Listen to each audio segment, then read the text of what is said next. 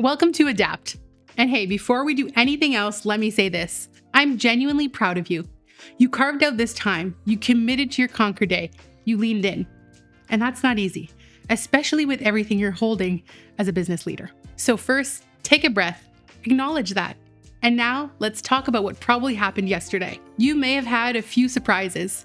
Because here's the thing, when we finally tackle something we've been sitting on for weeks or months, maybe even longer, it usually doesn't go quite the way we imagined. Maybe what you worked on didn't take nearly as long as you thought.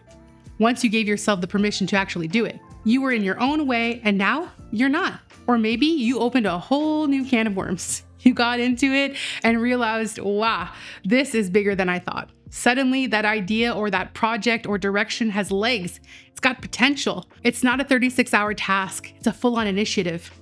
That's what Adapt is all about. It's where we check in, recalibrate, and decide what's next with clarity and not shame. So now what? You've got a list of things you started, maybe a few you finished, and probably some that are still sitting there staring at you. Let's make sense of that.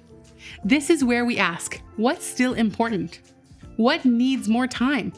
And what, to be honest, doesn't even belong on that list anymore. Because not everything you wrote down at the start of this vacay is meant to come with you when you leave it.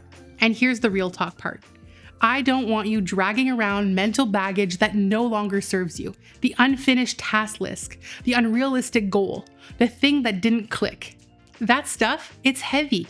And if you carry it with you, it's enough to make you feel like this experience didn't work, or worse, like you didn't work hard enough. And that's just not true. So instead, we're doing what real leaders do. We reflect on what worked and what didn't. We let go of what no longer belongs.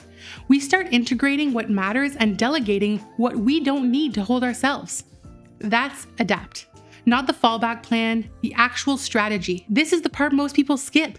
They get to the end of a sprint and instead of pausing to reorient, they rush back into the noise. But you're here. You're choosing a different approach. And that choice to reflect instead of react is what makes you a better leader, not just a busier one. So take a few minutes to process what's still on your list.